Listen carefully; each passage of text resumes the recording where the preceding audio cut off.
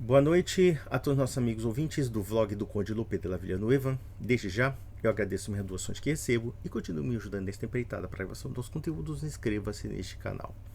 Mais uma vez, eu me deparo com o pastor Rodrigo Mocelin, muito preocupado com os dogmas católicos.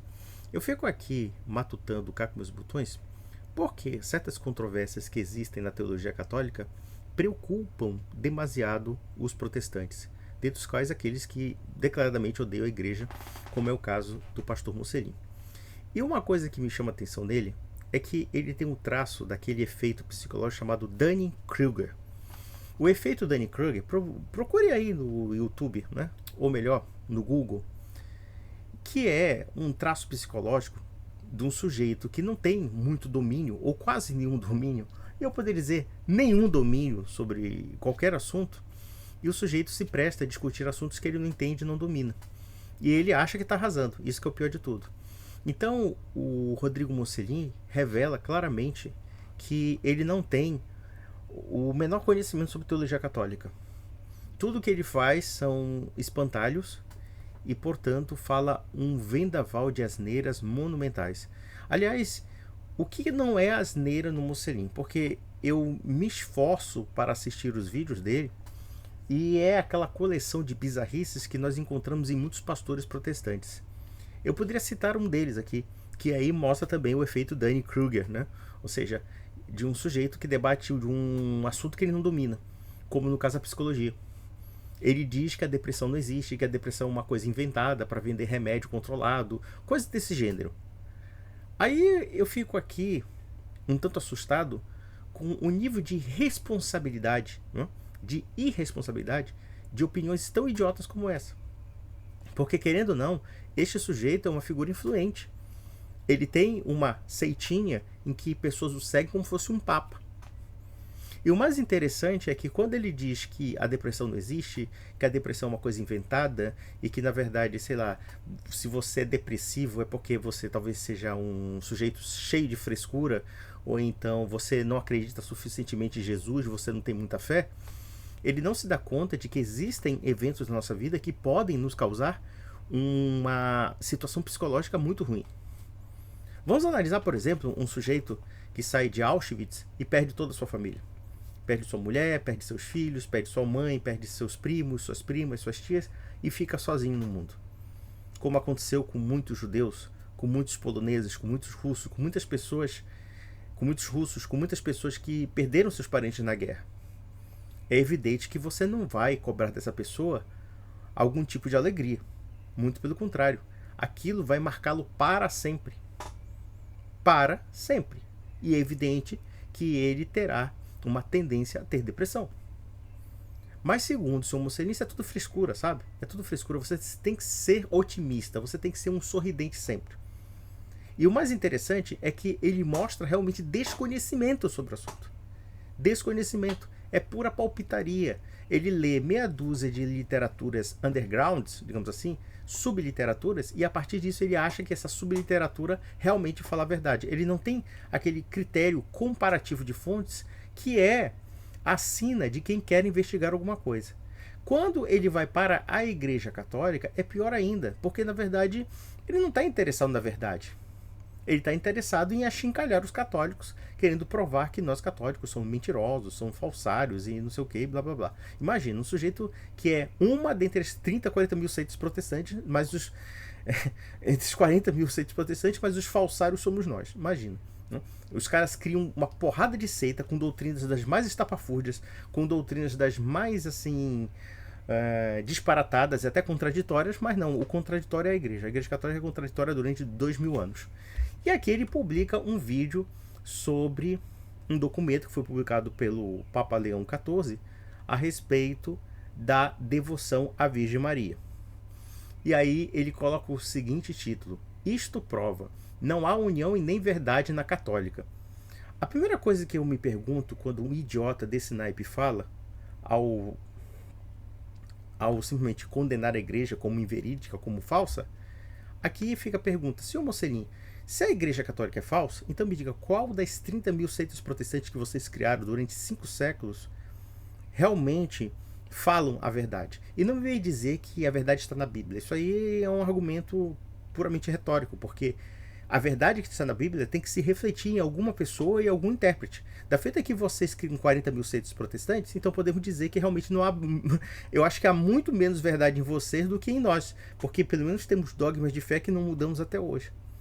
E é interessante que ele trata esse documento como se fosse um dogma de fé. E, na verdade, esse documento é apenas tão somente uma orientação de natureza pastoral, no sentido de evitar certas terminologias que podem confundir, ainda que elas tenham sido usuais na história da igreja.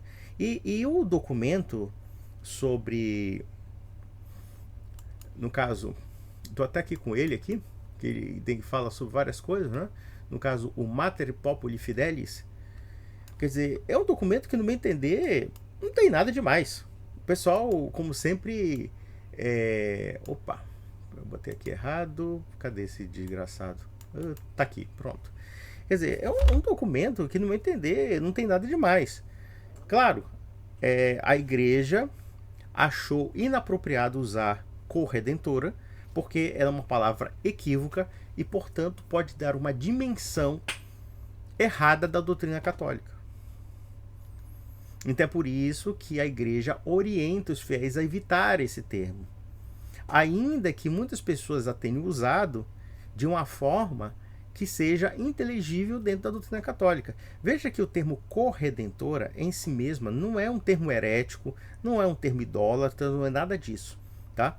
Ele é um termo que tem sua razão de ser, no sentido de que Maria, em algum ponto, participa da salvação junto com o nosso Senhor. O problema do termo corredentora é que, claro, nós católicos entendemos que Maria é uma coadjuvante, é uma pessoa que, por providência divina, participa da trama salvífica, da economia da salvação, como uma serva do nosso Senhor. E ela coopera com a graça divina. E ela é uma mulher que tem um elemento de importância nevrálgico dentro dessa economia salvífica. E, inclusive, ela é uma mulher que foi profetizada, ela foi uma mulher que foi prevista e, portanto, sim, ela tem uma importância dentro do âmbito salvífico. Agora, o problema de corredentoria, né, ou de corredentora, por assim dizer, eu não sei se existe redentoria, mas tudo bem. Vou usar a palavra redentora. Corredentora é que dá a entender a ideia de que Maria estaria num nível equiparado a Jesus Cristo. Ainda que as pessoas que tenham falado esse termo nunca tenham mencionado isso na prática, ou seja, por exemplo, quando os papas citam a Virgem Maria como corredentora, ou então, por exemplo, mesmo alguns apologetas católicos, ou mesmo o padre Paulo Ricardo usando esse termo, ele usa esse termo da forma como o dicastério descreve. É interessante isso, porque o dicastério, quando ele faz uma análise terminológica do termo corredentora, ele avalia o entendimento e a expressão que os papas anteriores explanavam sobre este assunto, tá? E que é naturalmente uma questão de ortodoxia e não é heterodoxo, não está atribuindo Maria a mesma equivalência a Jesus Cristo, tá? Porém, como a palavra corredentor é um termo equívoco, ou seja, ele pode admitir outras formas, então a ideia da Virgem Maria como coadjuvante, ou como uma auxiliar, ou uma mulher que participa desse processo, com a ideia de corredentora, pode dar uma perspectiva de igualdade ou nivelação de Nosso Senhor. E é isso que a igreja quis evitar. Porque ela entende que corredentora não tem o sentido de equivaler a Virgem Maria a Jesus Cristo. A igreja sabe disso. Mas outras pessoas talvez não entendam dessa forma. E talvez muitos católicos que não estejam preparados do ponto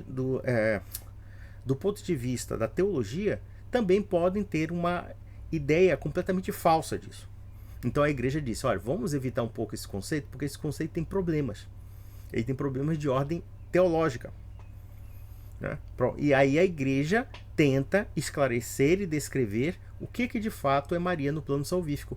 Essa é a intenção do texto. Aí, claro, apareceram alguns católicos red threads falando mal do Papa Leão XIV. Eles já estão falando mal há muito tempo. Desde que Leão XIV começou o papado, eles já estavam ruminando a heresia. Não? Eles são assim. Eles são como aquele pai que o filho quer ser notado, amado e respeitado pelas suas qualidades, mas ele só vê defeitos, né? Aquele pai que só vê defeitos. A criança faz um desenho bonito para ele, aí ele não quer ver a beleza do desenho ou a intenção do desenho. Não, ele acha que o desenho é feio, que o desenho não é compatível com aquilo que ele acha que é estético. Ou então é aquele marido que só vê defeito na mulher. A mulher faz, sei lá, um prato de comida gostoso para ele, aí ele vai dizer que a mulher tá feia, que a mulher tá mal vestida, que a mulher tá mal arrumada. É esse tipo de gente que é o Red Thread. O Red Thread é uma figura amarga. E é uma figura que, no fundo, perdeu fé na igreja. E isso sem prejuízo de alguns elementos que, no meu entender, são bastante donatistas. Por exemplo, um dos redatores desse texto, se não me falha a memória, é o cardeal Túcio. É o cardeal que tem uma história bastante polêmica, mas, por via das dúvidas, se nós analisarmos o ensino deste texto, ele é muito bem embasado teologicamente. Ele é muito bem embasado. E vejo que não é uma declaração dogmática. Ele não está colocando em termos peremptórios a questão de corredentora. A igreja pode, se de repente alguém apresentar uma nova argumentação, partir do fato de que talvez corredentora possa ser uma palavra viável. Só que a igreja, estudando o assunto, e inclusive no próprio texto fala onde surge essa terminologia, como os santos da igreja entendiam essa terminologia, os papas, etc. Então eles perceberam que havia problemas. Quer dizer, não é um texto de um vagabundinho qualquer, é um texto de pessoas eruditas. Se existe uma coisa que me causa confiança na igreja, além do aspecto sobrenatural da igreja, é o fato de que quem está no Vaticano não é gente idiota, não é pastor Mocelin. Eu ficaria preocupado se o Mocelin fosse papa. Aí sim, aí nós teríamos a igreja em ruínas. Ou então, sei lá, um César Cavalcante. Todos esses pastores, em geral, são teólogos medíocres. Eu posso dizer para vocês que o pior teólogo católico, quando eu digo pior teólogo católico, eu digo, sei lá, um teólogo liberal, tá? Um teólogo modernista, digamos assim. Se é que essa palavra, claro, ela virou um insulto de tradicionalista para jogar contra qualquer coisa que divirja daquele ideal do tradicionalista, né? Ele acha que a tradição é um elemento fixo, é um elemento paralisado. Mas seja o que for, o fato é o seguinte: a teologia católica está muito bem, obrigado. E eu fico assim muito perplexo com certas pessoas que dizem que nós passamos por uma crise absurda da igreja. Cara, poucas vezes a igreja teve tanto prestígio como na atualidade. Nós estamos assim numa situação de maior prestígio. A igreja só tem crescido, não tem diminuído. Pode ser que algumas regiões tenha diminuído, mas mesmo no Brasil nós estamos vendo o ressurgimento de uma apologética católica que está deixando os mocelins muito preocupados. E por quê? Eu tenho uma teoria sobre esses pastores. Por que eles falam tanto do Papa? Por que eles falam tanto de teologia católica, mesmo não conhecendo absolutamente nada? E eu pergunto, se os católicos estão errados, se os católicos são isso, aquilo, eu pergunto, o que isso muda para o mocelin? Não muda absolutamente nada. Então por que essa preocupação? Eu vou dizer qual é a preocupação. Eu acho que gente como Mocelin, gente como César Cavalcante, tal do César Cavalcante que pastor lá, de uma rádio lá, Iago Martins, muitos outros aí aventureiros que aparecem no YouTube, no fundo eles sentem uma inveja do Papa. Por quê? Porque realmente o Papa é uma figura reconhecida mundialmente. Ele é um chefe de Estado e, acima de tudo, um chefe espiritual. E ele governa 1 bilhão e mais ou menos 400 milhões de católicos. Pense numa igreja que de fato se conforma biblicamente. É uma igreja que preserva a única fé, o único batismo, o mesmo e único batismo, o mesmo corpo e o mesmo espírito. Quer dizer, a missa que eu assisto todos os domingos aqui no Brasil É a mesma missa que um japonês assiste, é a mesma missa que um europeu assiste, que um africano, que um norte-americano, que, enfim, né? Inúmeros povos asiáticos e assim sucessivamente. Então, quer dizer, vocês imaginam a estrutura espiritual dessa igreja? O quanto ela tem uma capacidade de coesão que nem o Mocelin é capaz com o seu, entre aspas, irmão protestante, ele não consegue. Ele mesmo é membro da seita porque ele mesmo criou, da igrejinha dele lá, entendeu? E eu acho interessante ele falar que nós não temos união, que não temos verdade nem união. Quer dizer, 1 bilhão e 400 milhões de católicos não tem união. É verdade. Vai nessa, Mocelin. Vamos lá ver besteira desse pastor que é o prócer do efeito Dunning-Kruger, né? Dunning-Kruger. Ou seja, é o cara que fala tudo, é o tudólogo que não entende porra nenhuma. Vamos lá. Isso é gravíssimo. As últimas notícias sobre Maria Corredentora, isso é gravíssimo. Gravíssimo por quê? Isso é da sua conta, pastor. Você não é católico. Isso não vai fazer diferença para você. Então cada um fica no seu quadrado. Se o senhor entende teologia católica é outra coisa, mas com certeza o senhor não entende porra nenhuma. Isso está muito evidente. Vamos lá. Mais uma prova de que a Igreja Católica é completamente falsa. Tá, vamos lá. Ele está falando que a Igreja Católica é completamente falsa. Eu vou usar até um argumento que eu já reutilizei várias vezes, da seguinte forma. Do advento de Nosso Senhor, do Verbo encarnado, até o século XVI, nós tínhamos uma igreja chamada católica. Claro que sem prejuízo das igrejas ortodoxas. Então, quando ele diz que a Igreja Católica é totalmente falsa, nós temos que entender também que antes do cisma do Oriente, havia uma Igreja Universal, que englobava também os ortodoxos. Tá? Então ele está dizendo que dentre 1500 anos de história do cristianismo, tudo foi falso. Então a Igreja Católica é falsa. Então, se a Igreja Católica é falsa, a maior parte da história do cristianismo é falsa. E podemos inclusive acrescentar outras coisas. Ora, se a igreja é falsa, então tudo aquilo que decorre dela, em matéria de ensino, também é falso. Então, por exemplo, a Trindade é falsa. Nós sabemos que a Trindade surge como argumento teológico a partir dos santos padres, a partir dos padres da igreja, dos autores patrísticos. E desenvolvendo, claro, algo que está na Escritura e que também estaria na tradição, né? Nós tivemos os concílios ecumênicos de Nicéia e de Constantinopla, que definiram a Trindade, né, como a união substancial de 3 pessoas numa mesma natureza divina. Então, segundo ele, os concílios ecumênicos são falsos. O passado cristão é falso. Claro, o único elemento cristão que não é falso foram nos 500 últimos anos da história cristã. Não será fracasso demais afirmar que 1500 anos de história, ou seja, a maior parte da história do cristianismo seja falso, e a menor parte do cristianismo, e detalhe, essa menor parte fragmentada, dividida, que não tem unidade de fé, não tem unidade de batismo, não tem mesmo corpo, mesmo espírito, ele está dizendo que isso é verdadeiro. Ou seja, 40 mil seitas que não se entendem porra nenhuma é verdade. Né? Agora, uma igreja que durante 1500 anos e até 2000 anos de história guardou conceitos de fé e dogma moral de uma forma até ousada, porque não houve mudança realmente no que diz respeito aos argumentos da sã doutrina, não, aí segundo ele é falso. E isso porque esse indivíduo está chamando Cristo de mentiroso. Ele está dizendo que Jesus Cristo é um mentiroso, porque Jesus Cristo dizia que assistiria a sua igreja até o final dos tempos. Tá bom, se a igreja católica é falsa, senhor Mocelin, me identifique onde estaria essa igreja verdadeira do século I até o século XVI. Então o senhor está dizendo que durante um hiato de 1500 anos de história, ou sei lá, vamos pegar, como eles gostam de falar, na época de Constantino, a igreja católica foi criada por Constantino. Vamos tirar esse sarro aí. Claro que é uma mentira, mas vamos lá. Digamos que o que vocês estão afirmando é que a maior parte do cristianismo foi falso.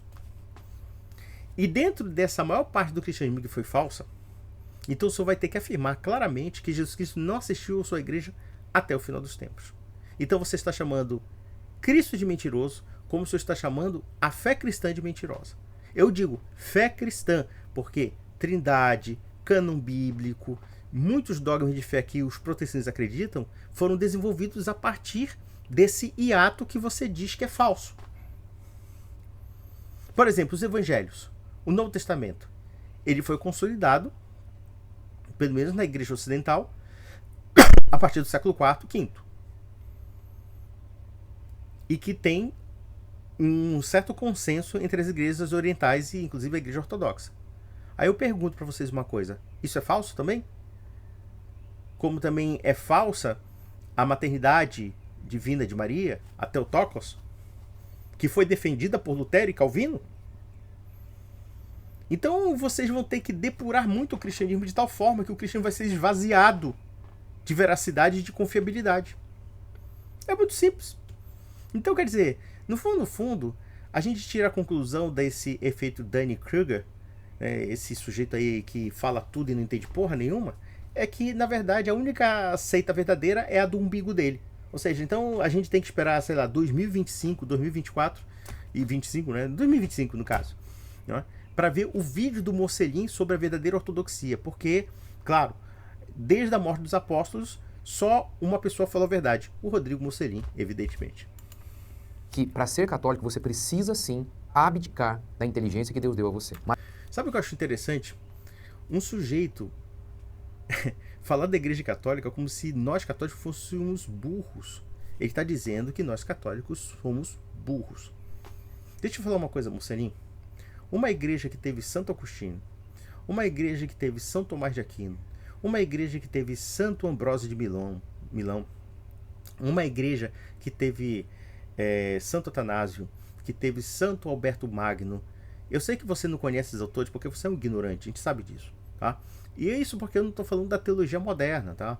Muita gente vai dizer assim, mas isso é novela teologia, isso aí é, sei lá, é modernismo, né? Como os tradicionalistas falam. Foda-se, eu tô cagando pros tradicionalistas. Por exemplo, no século XX, nós tivemos eruditos de primeira grandeza. Vamos pegar, por exemplo, Henri de Lubac. Henri de Lubac é atacado, criticado, principalmente pelos lefebvrianos aí, tradicionalistas. Mas, por exemplo, Henri de Lubac nos deu a oportunidade da ressurreição da patrística. Então, por exemplo, o chamado Sources Chrétiennes, né? Sources Chrétiennes, no caso, é as fontes cristãs, né? No francês. A Sources Chrétiennes é que deu base, por exemplo, aos livrinhos verdinhos do Iago Martins, da Paulus. Você sabe a brincadeira do Iago Martins, que ele fala dos livrinhos verdinhos da Paulus. Quer dizer, mostrava assim um desdém pela patrística. Que coisa absurda, um pastor protestante ter desdém pela patrística, mas tudo bem. Seja o que for, o fato é o seguinte: o Sources Chrétiennes, do Henri de Lubac, o Jean Denielou e muitos outros, que foram teólogos do século XX, eles nos deram um incremento das fontes primitivas cristãs das mais fantásticas que você possa imaginar. Então, quer dizer, essa ressurreição das origens do cristianismo não se deveu à reforma protestante, se deveu justamente ao catolicismo. E eu posso dizer que no século XX nós tivemos pessoas do Henri de Lubac, do Denielou, nós tivemos, por exemplo, tomistas como Garrigou-Lagrange, nós tivemos até a chamada Nouvelle Théologie, que no caso Henri de Lubac, Nouvelle Théologie, Hans Urs von Balthasar, o próprio Yves Congar, que eu tenho lá minhas restrições, mas o Yves Congar era um baita de um erudito, um homem eruditíssimo. O próprio Joseph Ratzinger, o nosso querido Papa Bento XVI, né? O Papa Francisco mesmo. Existe um Papa Francisco criado pela mídia, ou seja, um Papa progressista e não sei o quê. Tudo bem que às vezes o Papa nem sempre se expressava bem nos seus conceitos, nas suas ideias, e às vezes cometia uns deslizes. Mas o Papa Francisco, dos seus escritos, dos seus ensinos, é um outro Papa, é um outro personagem ali. Por quê? Porque se criou uma ideia fictícia de um Papa que não existe. Eu, por exemplo, eu li Amoris Laetitia. E agora eu vou ler outros demais documentos. E, sinceramente, tem muita sabedoria nesse homem. Eu digo, seu Mocelin, perto dessas pessoas, e olha que são, assim, eu estou fazendo apenas uma análise resumida, tá? Você, perto dessas pessoas, você é um mosquito da dengue. Um mosquito intelectual. E eu falo isso com caridade, tá? Você pode até achar que isso seja uma ofensa, mas não é ofensa, não. Dizer que você é uma pessoa ignorante no assunto É apenas uma questão de abrir os seus olhos. Por quê? Porque quando você fala da Igreja Católica, uma instituição que criou a civilização do Ocidente, em todos os matizes, as contribuições do catolicismo na civilização ocidental são tão absurdas, são tão maravilhosas, que quando você diz que a gente fecha os olhos para a nossa inteligência, eu acredito que o único que fechou os olhos para a inteligência aqui é você, porque você mostra uma ignorância pretensiosa e uma burrice triunfante. Eu digo que você é uma espécie de bufão triunfante. O que é o bufão triunfante? É aquele cara que só fala palhaçada, mas no final das contas não acrescenta absolutamente nada. Vamos lá. Maria não é corredentora, declara nota doutrinal assinada pelo Papa, falando como pastor de toda a igreja sobre fé. Ele disse que o título Maria Corredentora causa confusão, mas outros papas falaram o oposto. E aí a gente tem uma divisão profunda entre os católicos, que o tempo todo dizem não temos divisão. De um lado, católicos dizendo que esse documento é errado. Um padre chegou a chamar o Papa de instrumento de Satanás.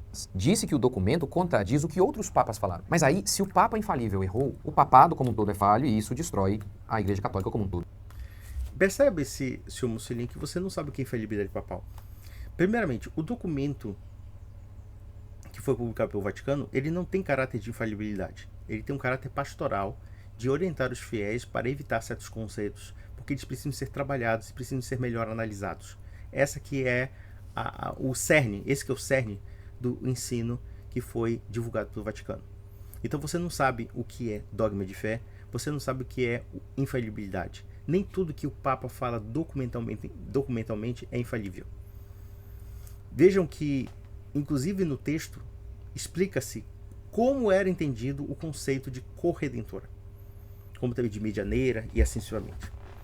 Então, só que a igreja percebeu que, como esse termo era muito utilizado, então ele fez uma precaução no sentido de que a gente tem que dar uma certa delimitação desse conceito. O fato de outros papas terem usado esse conceito não significa que eles tenham sido falhos. Significa que havia um determinado entendimento, e esse entendimento não mudou, diga-se de passagem, como de fato o texto afirma, tá? Mas a forma como as outras pessoas vão compreender é diferente daquilo que a igreja compreende. Então a igreja, ela precisa ser objetiva. Objetiva. Quando os papas anteriores a Leão XIV afirmavam sobre essa questão de ser corredentora, eles não aprofundaram esse conceito. Mas as pessoas já tinham implícito saber, por conta da explicação da Mariologia, que corredenção aí é no sentido de quê? De que Maria participa da economia salvífica. E só. Mas não que ela, necessariamente por si mesma, seja uma razão salvífica. Ela o é, sim, pelos merecimentos de Nosso Senhor. Por quê? Porque ela gera o Salvador, ela cuida do Salvador, entendeu? Ela dá a carnalidade dela ao Salvador. Mas esse processo não parte dela, necessariamente. Parte do Criador. É Deus que quis que as coisas se conformassem à sua vontade. E Deus que quis que Maria participasse desse projeto. Inclusive dentro de uma linha profética. Nós temos inúmeros trechos do Evangelho que corroboram, por exemplo, com o fato de que Maria foi citada no Antigo Testamento. E assim sucessivamente. Vamos lá. Percebendo o problema, outros católicos, então, defendem cegamente o documento. E você verá todo tipo de malabarismo para defender essa contradição óbvia. Vamos analisar uma coisa. Existem pessoas que, evidentemente, não vão aceitar os paradigmas do Vaticano. Só que muitas dessas pessoas, em geral, já estão numa situação não somente de rebelião, como de cisma com o Vaticano. Por quê? Porque o Vaticano está sendo antidoutrinário, está sendo herético? Não. É porque existe a vaidade humana. Como, aliás, é o Mussolini dando palpite sobre teologia. A grande maioria desse pessoal que dá palpite sobre teologia nunca leu teologia. Eles leem um bando de sitezinhos polemicistas e que, na verdade, é o seguinte. A gente tira a conclusão das mais absurdas de que o problema do Vaticano é que não consultou esses teólogos de YouTube. Esses teólogos que fazem polêmicas de blog. Vocês acham mesmo que aquele texto que é cheio de citações acadêmicas, teológicas, filosóficas, Vocês acham mesmo que quem escreveu aquele documento necessita de palhaços palpiteiros que se dizem católicos e sabe-se lá se realmente estão em comunhão com a Igreja de Roma? Será mesmo? Será mesmo? Nós podemos fazer críticas em algum ponto e em outro. E veja que essa liberdade de crítica ela está em aberto.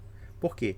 Porque esse documento não tem caráter dogmático. Ele tem um caráter pastoral de orientar os fiéis para o abuso de certos conceitos que podem levar a ideias que não são necessariamente católicas. E isso porque o fato da Igreja Católica querer esclarecer sobre uma terminologia para evitar erros doutrinários, isso implica que ela realmente é uma instituição séria o suficiente para zelar pela ortodoxia. Vamos lá.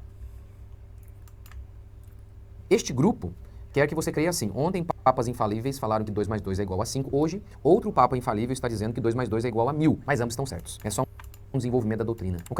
Sabe o que eu acho interessante esse sujeito? É que ele precisa sempre bradar no espantalho, porque ele não entende o que é um desenvolvimento da doutrina. Por exemplo, quando nós temos o dogma da Trindade, o dogma da Trindade foi um desenvolvimento.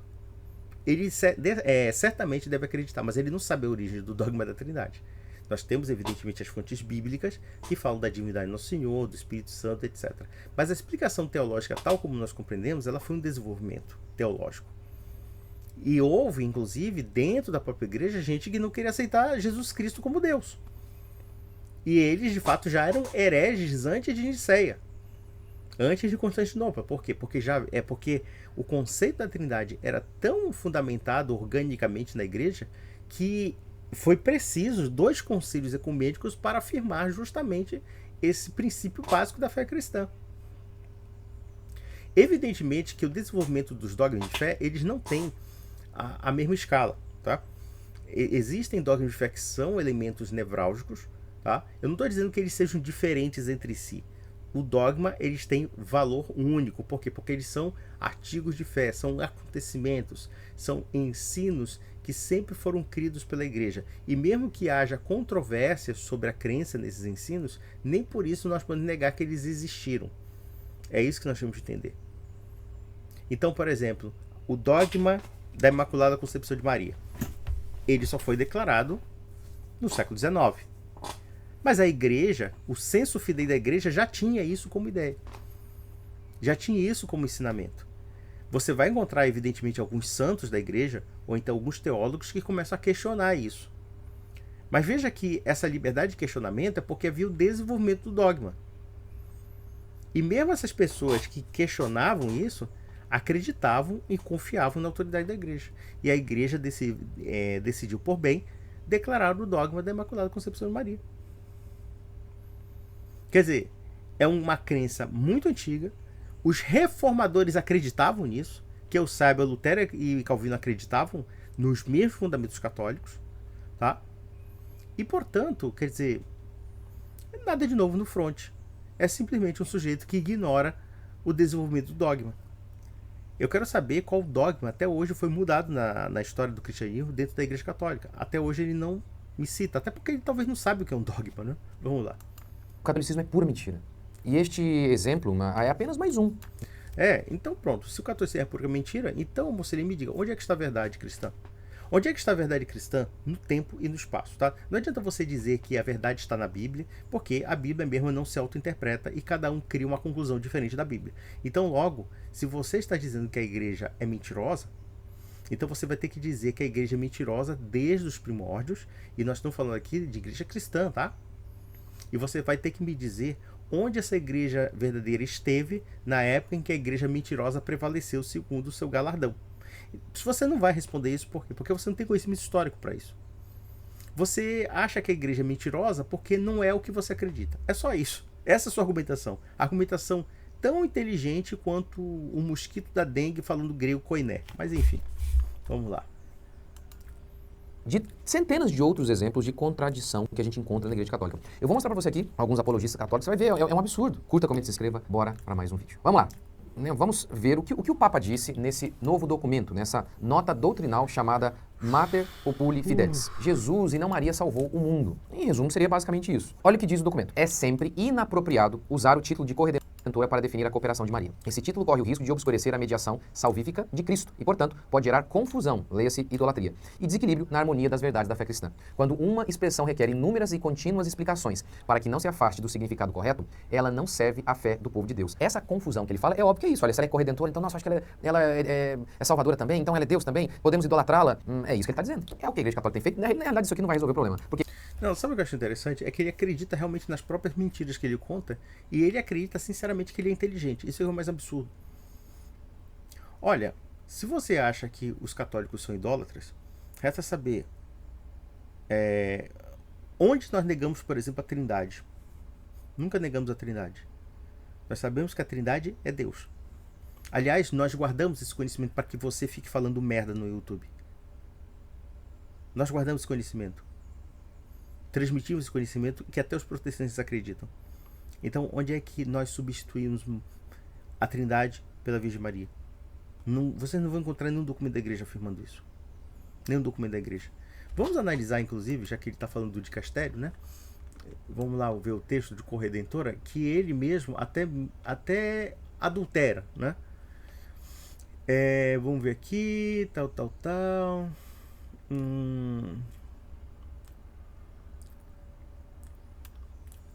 Então, olha só. Vamos ver o que ele fala. Quer dizer, o que ele fala, basicamente, parece tão somente cópia de alguma matéria de jornal. Ou seja, ele não leu o texto. E eu tenho certeza que se ele lesse o texto, ele não entenderia a dinâmica. Por quê? Porque é preciso entender como se processa um documento católico e qual é o status da questão que está sendo debatida, né? O status que está sendo debatido, né? Veja que, olha aqui, levando em consideração, olha aqui, ele não fala assim que é sempre inoportuno, ele coloca uma condição. Veja que o texto coloca uma condição. Levando em consideração a necessidade de explicar o papel subordinado de Maria a Cristo na obra da salvação, é sempre inoportuno o uso do título corredentora para definir a cooperação de Maria. Quer dizer, ele está colocando o seguinte, que embora o termo seja usado pelos católicos para afirmar essa subordinação e essa ligação dentro de um nexo de causalidade, né, de Maria participando da economia da salvação, no entanto, é inoportuno porque dá a ideia de que eles estão equivalentes. É basicamente isso, tá? Veja que em nenhum momento, quando a igreja falou isso, em nenhum momento ele colocou num plano de equivalência. É isso que nós temos que entender. Quando as pessoas falam de corredentora, tá? De corredentora, eles entendiam que não havia equivalência entre Maria e Jesus Cristo, mas sim que Maria, como partícipe da salvação e pelos desígnios de Deus, ela também se tornava causa. Por quê? Porque Jesus Cristo se faz filho dela e ela, através dela, vem a salvação. Mas ela não é a causa primeira disso, né? Ela não é a causa primeira da salvação. E a causa única, de fato, é Cristo. Então, quer dizer, se entendermos Maria como uma causa, não é uma causa por causa dela, não é uma causa que vem dela, né? É uma subordinação à vontade divina. Então, se Jesus Cristo se faz no ventre dela, se ela coopera com isso, então ela participa disso conjuntamente. Mas a causa primeira de toda a salvação é Jesus. E ela só está participando disso porque ela está subordinada aos desígnios divinos, tá? Então você vê, por exemplo, que eles até colocam aqui: este título corre o risco de obscurecer a única mediação salvífica de Cristo e, portanto, pode gerar confusão e desequilíbrio na harmonia das verdades da fé cristã, pois não há salvação em nenhum outro, pois não há debaixo do céu qualquer outro nome dado aos homens que nos possa salvar. Então, observem que o Vaticano estava preocupado com o entendimento dessa terminologia. Mas vamos lá. Que continua aí como medianeira, enfim. Mas, olha lá que coisa, né? Olha que coisa. Um missionário, aqui eu vou mostrar para vocês agora comentários de católicos furiosos com o Papa Infalível. Um missionário chamado Flávio Andrade, acho que é esse o nome dele. Ele explica, nesse vídeo aqui, ó, ele explica o seguinte, olha, um dos objetivos do documento é um esforço ecumênico. Ele tá lendo o documento no seu vídeo. E aí ele diz assim, olha, não podemos negar a verdade em nome do ecumenismo. Um dos objetivos do documento é um esforço ecumênico. Não queremos ofender os nossos irmãos protestantes, diz ele. E aí ele fala, não podemos negar a verdade em nome do ecumenismo. Eu até escrevi aqui para ele, ó. Missionário, esse documento é do Papa como pastor de toda a igreja, falando sobre fé. Entretanto, você critica o documento, dizendo que a igreja não pode, em nome do ecumenismo, abrir mão da verdade. Meu Deus, você está dizendo que seu Papa é infalível, falando sobre fé para toda a igreja, está mentindo. Sabe o que eu acho interessante? É que ele acha que toda documentação eclesiástica é uma documentação infalível. Isso chega a ser cômico. Mocelinha, deixa eu te falar uma coisa. Você pode estar abafando com um bando de ignorantes que te seguem, tá? Mas para os católicos você passa vergonha. E veja, a opinião de um católico youtuber não tem o menor peso na questão do magistério. Ele pode discordar, ele pode concordar, tá? Ele pode até conjecturar, mas essa conjectura tem que ser dentro dos limites da razoabilidade. Da feita que um sujeito é um palpiteiro qualquer, tá? E começa a soltar argumentos, ou então, sei lá, um padre xinga o Papa ou coisa parecida, né? A gente tem que entender quem são de fato esses católicos, se eles são realmente ortodoxos na fé. Porque hoje, mais do que nunca, existem certos segmentos que têm uma certa birra com a Igreja de Roma, e aí é problema deles. Então a gente não pode pegar esse pessoal como um conceito de unidade. O que define a unidade da igreja é a unidade do povo de Deus com o magistério da igreja, com aquilo que a igreja ensinou desde sempre. Vamos lá. Ele está dizendo, ó, não podemos negar a verdade. Se você está negando a verdade com esse documento, estão mentindo. Isso aí é opinião enviesada de um sujeito que se diz católico. Então ele não é um critério de autoridade para afirmar alguma coisa. Vamos lá. Um problema, né? Não vai ter de um problema. Agora, olha esse padre aqui. Ele responde a pergunta, Maria é corredentora? E ele cita esse catecismo católico aqui, ó, parágrafo 494. Pela sua obediência, tornou-se causa de salvação para si e para todo o gênero humano. Olha. Não, mas aí que tá. Ela participa da economia da salvação. Então, por exemplo, se a salvação provém de Maria, nós podemos dizer um nexo de causalidade entre o fato de Deus se fazer no ventre dela. Mas o fato em si é que esse nexo de causalidade só existe pelo efeito redentor único de Nosso Senhor. E quando se afirmava o aspecto da corredentoria, se afirmava tão somente no sentido do auxílio e da participação de Maria como uma coadjuvante importante no âmbito salvífico. Ela não é causa em si mesma, se podemos entender assim.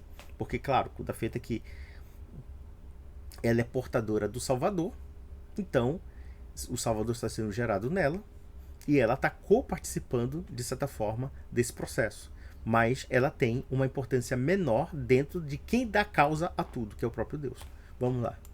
Agora, se ela é causa de salvação, por que não chamá-la de corredentora? É o que muitos católicos estão dizendo. Agora, esse outro padre aqui, ele disse que estes homens que estão aí, o Papa no caso, né, e o magistério, que estão negando que Maria é corredentora, são instrumentos do diabo. Agora, dê uma olhada nesse artigo aqui do padre Paulo Ricardo, que não é um padre qualquer. Sim, Maria é corredentora. Agora, quem está certo? O padre ou o Papa infalível?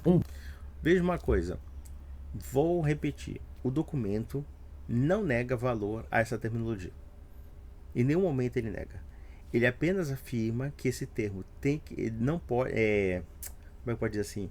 Esse termo tem que ter respectivo cuidado, porque ele pode dar ideias que não são necessariamente ligadas à fé católica. É só isso. Tá? Ser corredentor ou não, o fato em si é que essa terminologia tem problemas e o Vaticano entendeu esses problemas por conta de, sendo um termo equívoco, né? Sendo um termo equívoco, ele pode gerar confusão do ponto de vista doutrinário, como de fato é o que ele faz aqui, né? Grande padre da Igreja Católica ou o Papa infalível. E é interessante que quando você ouve vários e vários católicos, eles mesmos citam vários papas, vários documentos mostrando que o título sempre foi usado pela igreja. Tanto é que muitos católicos esperavam, quando eles ouviram o anúncio que a igreja iria fazer um pronunciamento, eles esperavam que seria isso. Agora, isso é dogma. Porque nós já vemos isso por vários papas falaram, a gente tem vários livros, como esse padre aqui, ele chega a dizer o seguinte, esse padre aqui fala, olha, eles são instrumentos de Satanás, esse papa aí que nega que Maria é corredentora, e vai falando, rasguem esse livro aqui, rasguem tudo aí. Porque, primeiramente, a ideia da corredentora nunca foi usada sempre pela igreja. Então veja que esse termo nunca foi um dogma de fé. Ele foi apenas um empréstimo retórico, um empréstimo significativo no sentido de explicar a participação de Maria no âmbito da salvação. E que, na verdade, ela participa dessa causa em algum ponto, mas só que ela tem uma relação de subalternidade, uma relação que o Redentor, propriamente dito, é o próprio Cristo. E ela só é tão somente uma coadjuvante da história, sem o qual ela não é nada. Ou pelo menos ela seria uma mulher como outra qualquer. Maria é Maria pelo merecimento de Nosso Senhor, pela dignidade de Nosso Senhor, pela honra de Nosso Senhor. É por ele que ela é o que é. Sem ele, ela não seria o que é. Essa é que é a grande questão. E a palavra corredentora, embora quisesse aproximar Maria, participando da salvação, e participando até mesmo como causa, porque da feita que Deus se faz no ventre de Maria, então Maria também é porta-voz da salvação em algum ponto. Mas ela mesmo não é redentora no sentido de ter uma causa primeira em torno disso. Tudo que se atribui a ela foi dado por Deus. E tão somente por Deus. E que, na verdade, nós podemos sim deduzir que o único que dá causa à salvação da humanidade, na sua plenitude, é o próprio Cristo. E podemos dizer que, dentro desse prisma, o único redentor é ele, e que ela participa como coadjuvante nisso, como uma auxiliar disso. Vamos lá. Porque ele está dando base, ele está dizendo, olha, nós sempre pregamos isso. Agora, olha que coisa, a doutrina da infalibilidade papal declara que quando um papa fala ex-cátedra da cadeira como pastor de toda a igreja sobre fé e moral, ele é infalível. É claro que ele está falando assim, é óbvio que ele... Não, aí não é, entendeu? Não, porque não estava... estava nublado no dia, então aí não foi ex-cátedra. Não, cara, sabe o que é? É que você é um ignorante. Você é um palhaço. A declaração ex-cátedra, ela precisa ser alegada solenemente. Esse texto, ele tem uma inclinação pastoral, evidentemente que ele orienta em pontos de fé e moral, ele explica o entendimento de como Maria participa desse plano salvífico, etc. Mas em nenhum momento ele está afirmando dogmaticamente alguma coisa. Ele não está fazendo afirmações dogmáticas. Ele está afirmando tão somente uma orientação no sentido de evitar um uso de um termo que tem uma natureza equívoca e que pode dar uma ideia errada, tanto da Mariologia como da soterologia católica. Basicamente isso. Vamos lá. Como pastor, sobre moral, sobre fé. Ele está fazendo isso aqui. É uma nota doutrinal, gente. Pois bem. Não, filho. Para. Uma nota doutrinal não quer dizer que ela seja dogmática. Já começa por aí.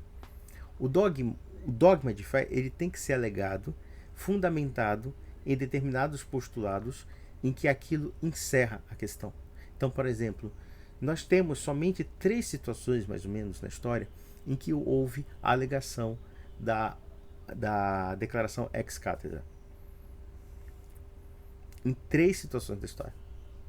Nós temos 2.000 anos de história. Em 3 situações, realmente, o Papa, em razões de fé moral, declara abertamente, né, sobre o dogma da ascensão de Maria, da assunção de Maria aos céus, o dogma da Imaculada Concepção e assim sucessivamente. Quer dizer, são elementos dogmáticos porque foi declarado pelo Papa, ex-cátedra, né, em matéria de fé moral e obriga o fiel a acreditar naquilo.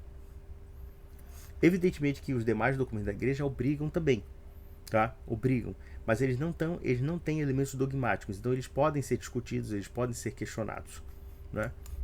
Isso aqui é um ensino de fé sobre toda a igreja, e esse magistério é infalível, não erra, a igreja não muda. Os mais racionais estão dizendo, tá errado, a igreja errou. Afinal, disse que 2 mais 2 era 5 e agora está dizendo que 2 mais 2 dá 1000. Outra vez o cara cria um espantalho estereótipo daquilo que ele não entende, mas vamos lá. Como conciliar com o magistério infalível? Nossa, o nosso Papa infalível está errando? Percebendo o problema? Aí a gente tem um outro grupo de católicos que diz o seguinte, ontem a igreja católica disse A, hoje ela está dizendo o oposto, mas ela é a mesma coisa. É tipo a Dilma, é confuso. Então, ou seja, mais uma vez um estereótipo, um espantalho de um cara que é ignorante da história da igreja. Vamos lá. Um exemplo disso é o diácono João Vitor. Alguns comentários ali, né? Eu fiz questão, gente. Eu levo muito a sério o que eu estudei Mariologia, eu estudo. Tá? Eu levo muito a sério a obediência à Santa Igreja. E a igreja, não adianta, não tem pra ela nunca promulgou a correção e a todas as graças. Mas ela permite essa crença nessas doutrinas. E eu acredito piamente que sim, é possível fazer uma leitura sã, polida e equilibrada acerca de uma participação de Maria na redenção. Vamos lá. A igreja nunca proclamou o dogma, mas permite que você creia. Como é que é? Ela é ou não é corredentora? Se ela é, por que não proclama? Por uma razão muito simples. A igreja não proclama um dogma porque ela é responsável, meu filho.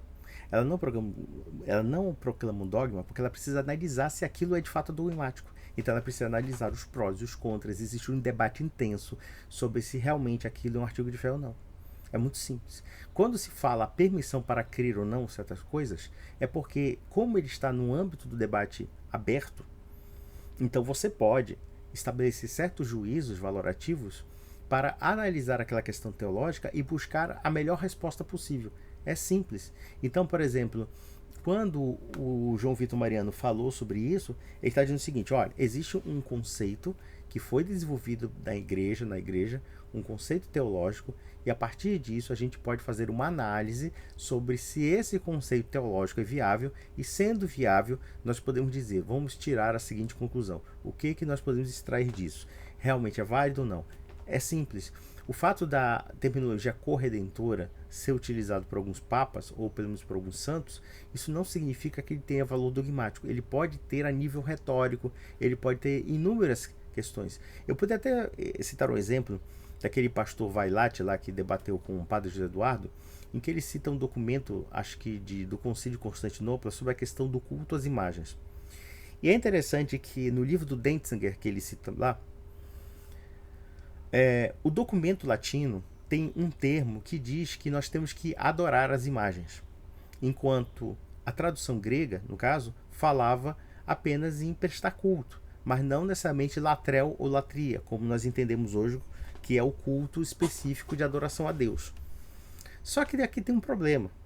No século VII, no século VIII, o conceito de adoração ele é equívoco, ele é uma palavra equívoca. Por quê? Até hoje, na língua portuguesa, nós temos uma palavra equívoca chamada adoração. Por exemplo, um sujeito que adora uma mulher, um sujeito que adora um prato de comida, um sujeito que adora um carro do ano, coisa parecida, adora um time de futebol. Ninguém está dizendo que esse sujeito está atribuindo divindade às coisas que ele gosta, né? O mesmo se pode dizer na versão latina que fala da adoração aos santos. É evidente que o latino entendia aquele conceito como apenas veneração, ou culto, ou respeito àquelas imagens santas. Só que a igreja, percebendo a dubiedade do conceito de adoração, então ele restringiu ao máximo e tirou o conceito de adoração naqueles elementos que não poderia ser prestar culto ao Deus, a Deus no caso, prestar culto a Deus. Então a adoração vai ser tão somente um culto prestado somente a Deus, não é? As outras formas de culto, a honra ao pai e mãe, honra às autoridades, honra aos santos, é um outro tipo de elucidação no âmbito da reverência. Então, quer dizer, a subdivisão que os católicos fazem, que nós católicos fazemos, da protodulia, dulia, hiperdulia e assim sucessivamente, né, e a latria, por quê? É justamente para fazer a subdivisão, classificá-la por conta de uma terminologia que num texto é dúbia. É dúbia. E aqui também nós podemos pegar a seguinte questão: corredentora. É uma terminologia dúbia. E assim sucessivamente. E aí depois ele disse, né, que ele tá mentindo, né? Ele disse ali que a igreja permite usar, ele fala isso algumas vezes no vídeo dele. Ele fala que a igreja permite. A igreja só falou para tomar cuidado e tem que falar e explicar. Não é isso que eu li para vocês aqui. No documento é dito o seguinte: é sempre inapropriado. Não, é porque você pegou o texto fragmentado e você não viu a lógica do conjunto. O único mentiroso e desonesto aqui, senhor Mussolini, é você. Você não leu o texto. O texto fala que, partindo daquele entendimento, a terminologia é sempre inapropriada. Então é basicamente isso. Vamos lá. Tá vendo o tipo de malabarismo que essa galera precisa fazer? Precisa mentir, né? Não. Malabarismo é você criar 30 mil seitas protestantes e dizer que isso aí é unidade cristã. Isso é malabarismo. Você chega numa igreja, aí vale o batismo de crianças. Você chega em outra igreja, não vale o batismo de crianças. Uns acreditam que o batismo regenera, outros acreditam que não regenera. Outros acreditam na Eucaristia, ou pelo menos na presença real de Cristo, né, em algum ponto ali. Outros acham que a presença é simbólica. E assim sucessivamente. Isso é contradição. Isso é contradição. E das feias. É contradição dogmática, inclusive. Né? Dogmática. Então, quer dizer, quem vive a contradição são vocês, não somos nós. Vamos lá. E ele diz no vídeo, né? Vocês não leram o documento, a igreja instrui a evitar e que se você explicar você pode usar. Não é isso, não é isso. É tanto malabarismo que ele usa que ele grava um vídeo num dia, aí no outro dia ele grava um vídeo refutando a si mesmo, entendeu? E da medianeira de todas as graças, dando o perfeito equilíbrio a essas doutrinas que não são dogmas. E a igreja aqui, aparentemente, bate o martelo. Isso nunca será proclamado como dogma da igreja, né? Porque não é necessário. Agora ele vai refutar ele mesmo. Ele não está refutando nada. Ele está dizendo o seguinte: ele está afirmando claramente, que a igreja não vai afirmar dogmaticamente. E convenhamos, digamos que de repente o João Mariano tenha se equivocado. Porque o João Mariano não é magistrado da igreja. Essa que é a grande questão. O João Mariano é uma pessoa que é estudiosa da doutrina católica, Mas se a igreja entende que existe uma terminologia dúbia em torno disso, vejam que os precedentes pelos quais o João Mariano se respalda para explicar o conceito de corredentora são genuinamente ortodoxos. Por quê? Porque o problema não está no sentido, digamos assim, no sentido que um católico ortodoxo dá à corredentora se entender como Maria apenas como um auxiliar, uma pessoa que participa pelos méritos e pela providência divina. Se é esse entendimento, ele é ortodoxo. Porque o conceito, o problema que a igreja falou é que o conceito admite outros entendimentos que não sejam os ortodoxos. Então observem que quando ele está falando isso, o João Mariano, ele está revelando claramente, tá, que isso aí é uma sugestão dele, que talvez isso não seja tocado ou coisa parecida, mas isso não muda nada, porque não é o João Mariano que decide isso. Quem decide é a igreja. O João Mariano pode ter suas conclusões. Por quê? Porque não existe nenhum artigo de fé dogmático que afirme ou negue tal conceito. O que há, na verdade, é uma orientação pastoral que pode ser analisada e reanalisada de um conceito que, sendo equívoco, pode levar as pessoas ao erro. Simples assim. Só que o João Mariano, quando ele explica a perspectiva da corredenção de Maria, ele não está equiparando Maria a Jesus Cristo. Essa que é a grande questão. E eu pergunto para vocês uma coisa. O termo corredentora pode ter como argumentação Maria participando da salvação pelos merecimentos de Cristo, uma vez que ela também é a porta de entrada da salvação? Em que ponto ela é a porta de entrada da salvação? Que Jesus Cristo se faz filho nela? E se Jesus Cristo faz filho nela, existe um nexo de causalidade em ela engravidar e ter filho. Como também existe um nexo de causalidade entre o Redentor, o escolhê-la para se fazer carne segundo a carnalidade dela. Então existe um entrelaçamento. Existe um entrelaçamento entre Maria e Jesus Cristo. Agora, é claro, o que a gente tem que colocar é que o Redentor mesmo é Jesus. E quando se fala de corredenção, se fala do quê? De uma participação auxiliar, de uma participação tão somente no que diz respeito a ela ser uma ajudante, né? De ela ser uma coadjuvante, tá? Sem o qual ela não é aquilo que ela é. E eu entendo perfeitamente o que o Mariano falou. Então ele não está mentindo, ele não está inventando nada. Ele entende nesse sentido. Só que a igreja percebeu que esse sentido pode ser entendido, e é ortodoxo, mas outros sentidos podem ser entendidos. Aí cabe, né? Aí dá um certo problema. A igreja nunca vai proclamar como dogma porque não é necessário.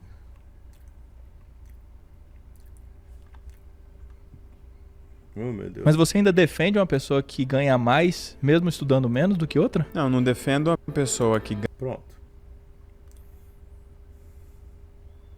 Então aqui eu quero explicar essa parte para que no futuro muito distante... Ele fala o seguinte: não, a igreja já tem 4 dogmas sobre a Maria que levam à ideia de que ela é corredentora, então não precisa. Não, mas não é isso que o documento diz. O documento diz que é sempre inapropriado usar o título de corredentora. Não, eu vou repetir. O senhor Mussolini tirou a frase do contexto e evidentemente, como ele não conhece de teologia, está falando merda, mas é normal, né? Olha, o dia que o Mussolini falar alguma coisa que eu possa absorver, sinceramente, eu digo que talvez ele vá se converter ao catolicismo, mas tudo bem. Então, é um malabarismo violento. Mas enfim, ele está dizendo, a igreja nunca vai proclamar esse dogma. Aí agora ele vai refutar ele mesmo. É maravilhoso, né? A gente tem eles mesmos refutando eles mesmos. Vamos lá, vamos ver. Fala assim, nossa, o diácono cometeu uma gafe lá no passado. Nesse mesmo vídeo aqui que você está assistindo, eu afirmei isso. Se no futuro a igreja definir diferente de hoje, fiquemos com a igreja. Mas o que aparece na comunicação que a igreja faz nessa norma doutrinal é aquilo que eu sempre apregoei nos meus vídeos. Não é necessário nem mais um dogma mariano. Vamos lá. A igreja nunca vai proclamar esse dogma, porque não é necessário. Mas se amanhã proclamar, ela vai estar certa. Veja como isso é confuso. Não tem nada de confuso e contraditório. Tem a ver o seguinte. Mocelin, o entendimento que a igreja tem sobre os dogmas não é um palpiteiro como você que chega numa câmera falando merda e soltando bosta granel. Não é assim. Você pode ter certeza que os cardeais, os bispos e mesmo o Papa têm um conhecimento para explicar cada coisa que eles propõem. Então, por exemplo, não é assim, dogma de fé Não é um palpite que você faz como tanto quanto você caga quando está com dor de barriga. Não é assim. Um dogma de fé, ele é trabalhado, ele é discutido exaustivamente. Nós temos dogmas de fé que passaram 19 séculos para serem promulgados. Só que antes disso havia um sensu fidei. O sensu fidei é o seguinte: havia um compartilhamento comum de que aquilo era verídico na história da igreja e que, portanto, ele foi declarado artigo de fé. O mesmo se pode falar dessa questão da corredentora. É um termo equívoco que pode dar inúmeras definições ortodoxas e definições heterodoxas, e por conta desses aspectos heterodoxos, a igreja aconselhou a não usá-lo, né, evitá-lo justamente por conta disso. E se o João Vitor Mariano teve uma opinião sobre isso e ele confia na fé católica, isso não é problema, porque a fé católica vai explicar para ele isso e vai explicar para todos os fiéis, como no caso o documento de dicastério faz inclusive uma verdadeira análise teológica do porquê a igreja chegou à conclusão de que essa terminologia deveria ser evitada. Por quê? Porque cabe maior debate sobre esse assunto, cabe maior análise sobre esse assunto. E, portanto, a gente não quer colocar Maria acima de Jesus. Aí, quer dizer, quando a Igreja Católica afirma claramente, né, que Jesus está acima de Maria, mesmo assim, esse idiota ainda vai nos chamar de idólatra. É assim, cara, não tem jeito. Uma pessoa, quando ele é muito, assim, um indivíduo quando é muito burro, muito estúpido, muito teimoso, né, muito pretensioso, então ele vai insistir sempre na pretensão dele. Nossa, já tá amanhecendo aqui. Hoje eu passei a noite inteira aqui resolvendo alguns problemas e não dormi ainda. É por isso que eu tô assim cansado, sonolento, mas eu tô respondendo. Vamos lá. A igreja proclama o seguinte hoje: o título causa confusão. Que tipo de confusão? É óbvio que é a idolatria, de confundir ela com o Redentor, com Deus. Então é um assunto grave. Idolatria, o católico também concorda que não pode. Então não pode usar o título, porque ele pode causar confusão, levar à idolatria. E o diácono diz: olha, o documento é lindo, maravilhoso. Eu concordo, não pode usar o título. Porque ele diz que o documento é lindo. Gera confusão. Mas aí ele diz: mas se amanhã a igreja mudar e usar o título, ela vai estar certa também. O problema não é esse, idiota. O problema é o seguinte: um sentido equívoco pode ser usado tanto para a ortodoxia como para a heterodoxia. Se a igreja definir esse conceito de uma forma ortodoxa e entender que esse conceito, da mesma forma que pode levar ao erro, mas se ele for depurado, pode levar a uma explicação da proximidade com a ortodoxia, então logo, a igreja pode mudar sim, dependendo da sua análise teológica. Não é uma mudança baseada nos humores fecais da sua cabeça. Isso fica para você e 40 mil seitas protestantes. Isso sim é contradição. A igreja, ela busca justamente razoabilidade em qualquer coisa que ela pregue. Então, não nivele a igreja católica pela sua régua, tá bom? Vamos lá. É mais ou menos assim, ó. Hoje não é corredentora. Isso leva a confusão. Aí ele diz: tá certo, o documento é lindo. Amanhã, se a igreja mudar e falar o oposto, dizendo: o título é ótimo, podemos usar, ele vai dizer: a igreja tá certo também. Porque não é conceito dogmático.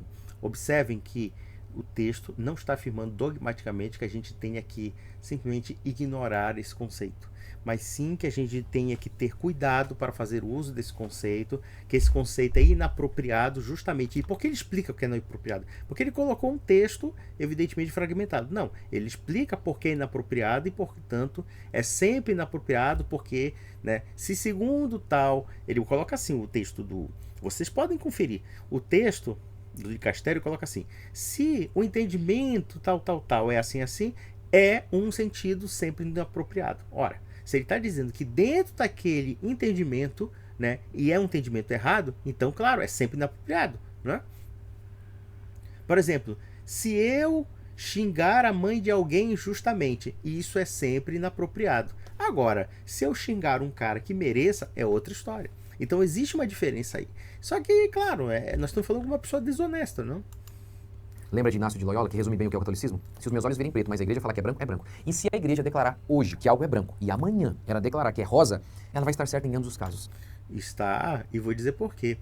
Olha, se as pessoas dizem que uma virgem não pode gerar o Salvador, né, e não pode gerar ninguém, e se a igreja disser o contrário, eu acredito na igreja. Se a igreja disser que existe 3 pessoas divinas com a unidade substancial e natureza, é claro que um judeu vai bugar e alguns unitaristas também. Mas eu acredito porque a igreja assim o disse e a igreja tem uma ciência divina que ela guarda durante tempos imemoriais.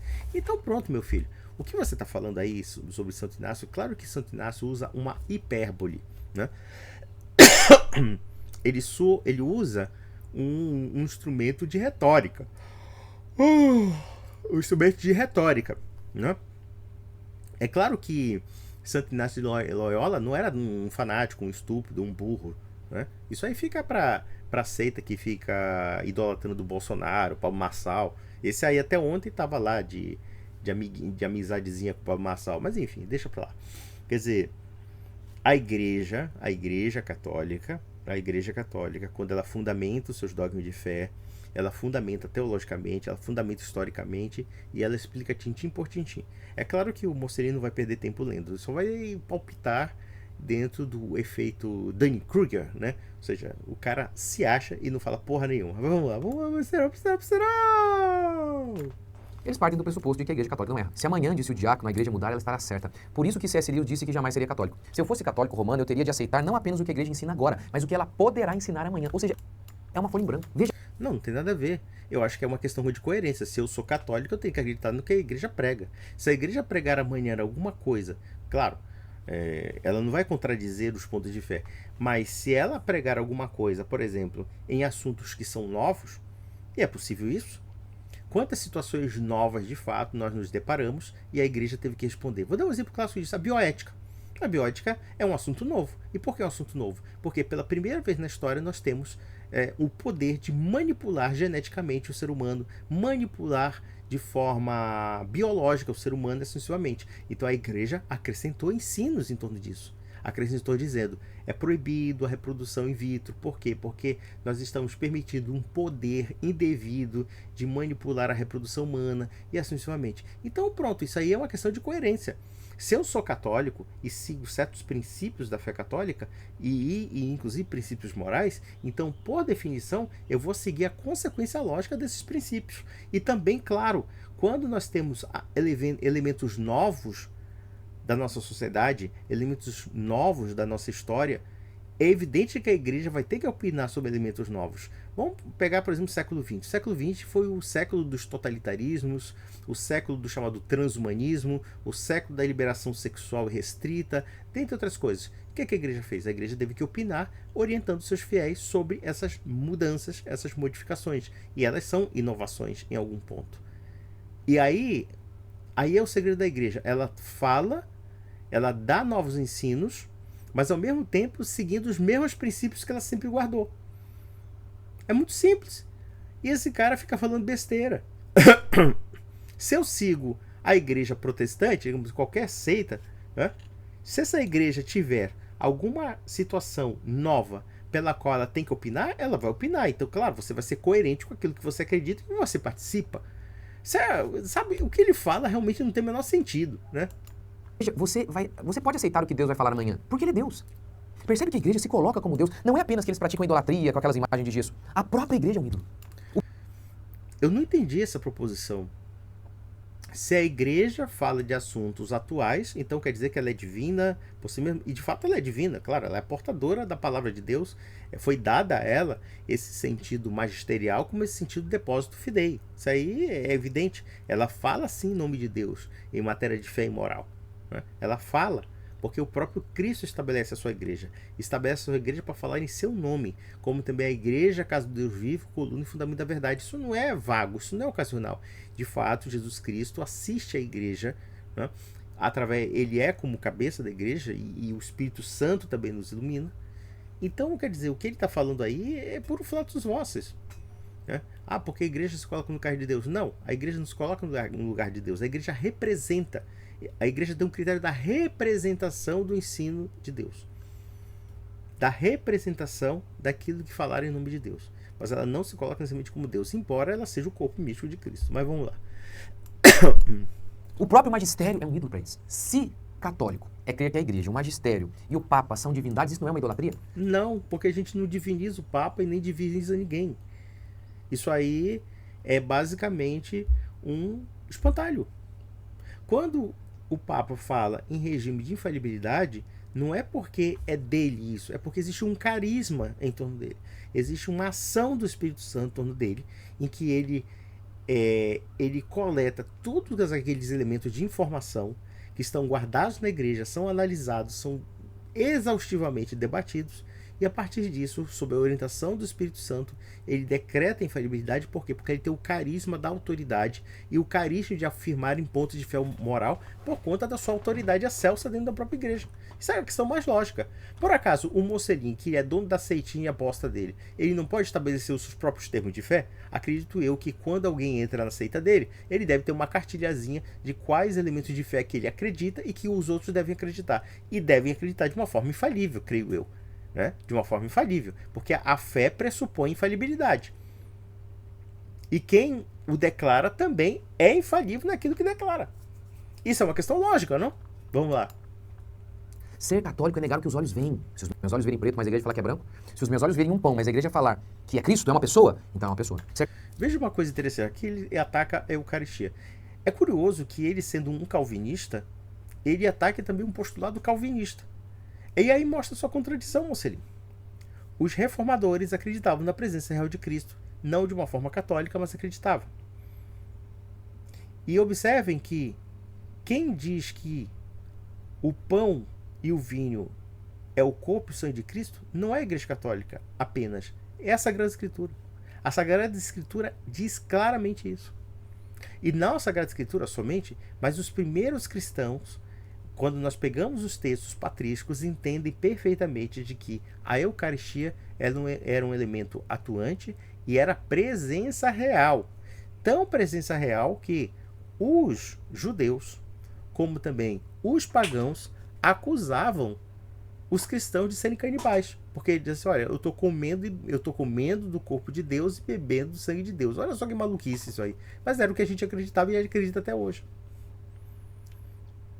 Então vejam que esse sujeito é uma confusão, um emaranhado de ideias idiotas que a gente só responde porque o idiota ganhou muito na vida social. Né? O Nelson Rodrigues escreveu um artigo chamado A Revolução dos Idiotas. E uma das questões que os idiotas ganham hoje é pelo número. E não somente o número, mas pela acessibilidade. Isso aqui já é um acréscimo meu.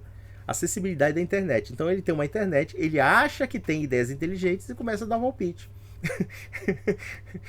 E os idiotas estão ganhando número, né? Aí o Nelson Rodrigues dizia o seguinte, que houve uma época que a humanidade tinha 90 idiotas e 10 excelentes inteligentes. Aí ele diz assim, o idiota da objetividade pergunta, e os idiotas, o que eles faziam? Reproduzir a espécie, que já era muita coisa. Eu acho que é o caso do Mocelin, viu? Ele tá mais no reprodutor da espécie do que realmente uma pessoa inteligente. Mas vamos lá. Ser católico é negar a razão clara. Olha,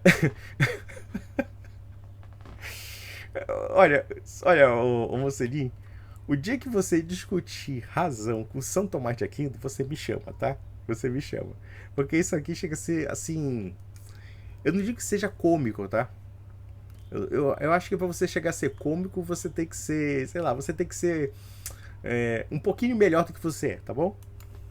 Ontem o Papa Infalível falou que é a corredentora e que é um título adequado. Hoje o Papa Infalível disse que não é um título adequado. Onde é que está decretando a infalibilidade desse documento? Infalibilidade é uma prerrogativa papal sobre assuntos de fé e moral em que se declara ex cátedra. Não há declaração ex cátedra, não há declaração dogmática. Então pronto, não é infalível esse documento. E quem disse que o Papa é infalível em tudo? Você quer dizer que se o Papa disser que Deus é brasileiro, então isso é infalível. Se o Papa disser que, sei lá, o Corinthians é sagrado e o Palmeiras é demoníaco, isso também não tem validade de fé e moral. E detalhe, mesmo que ele pudesse apelar a um aspecto de fé e moral, isso não teria valor dogmático. Primeiro, porque ele não está afirmando. Segundo, porque, claro, isso seria até cômico, né? Isso seria ridículo, porque não é algo que esteja inserido na doutrina católica. Vejam que todas as declarações de fé e moral relacionadas a alguns aspectos dogmáticos da igreja, eles têm um fundamento histórico, eles têm um fundamento dogmático, eles têm ensinos. Ensinos que são compactuados pela Igreja Cristã e que, portanto, se declara solenemente o dogma justamente para que não se perverta aquele conhecimento que é divino, ou aquele conhecimento que faz parte da Igreja de Deus. Vamos lá. Ambos estão certos. Obrigado, Lutero. Obrigado, Deus, por ter enviado Lutero e tantos outros que a igreja perseguiu e matou. É verdade. Só que Lutero acreditava na presença real de Cristo na Eucaristia. Ele acredita no Unio Sacramentalis e você não acredita. Então, isso também é obrigado Lutero? Lutero estava errado ou estava certo quando ele acreditou na presença real de Cristo na Eucaristia? Você está dizendo, então, que Lutero é mentiroso, porque você está afirmando claramente que é absurdo que a Igreja Católica afirme que existe presença real de Cristo no pão e no vinho. É isso que você está falando. Então, quem está se contradizendo é você. No fundo, você só é simpático a Lutero não é pelas ideias de Lutero. Não é pela igreja luterana. Até porque você não é luterano. Pelo contrário, você defende alguns pontos do calvinismo. Mas também os calvinistas, em algum ponto, acreditam na presença real de Jesus Cristo no pão do vinho, embora de uma forma diferente dos luteranos e também diferente dos anglicanos e dos católicos. Então, Mocelinho, quem se contradiz sempre é você. O Lutero só serve para alguma coisa, para você falar mal da igreja. E só existe um ponto que te une ao Lutero, é o ódio à igreja. Não é uma proposição. Você não é protestante nos moldes de Lutero. Você não é protestante nos moldes de Calvino. Você não é protestante nos moldes nem mesmo da Reforma. Você é uma meia Reforma protestante. Você é enviesado e parcial até mesmo na Reforma. Ou seja, você pega a Reforma protestante, você escolhe aquilo que lhe convém acreditar e despreza o resto. Que bela merda essa reforma. Eu, como católico, não posso fazer isso. Aí mostra a coerência do catolicismo e a incoerência do teu obrigado Lutero.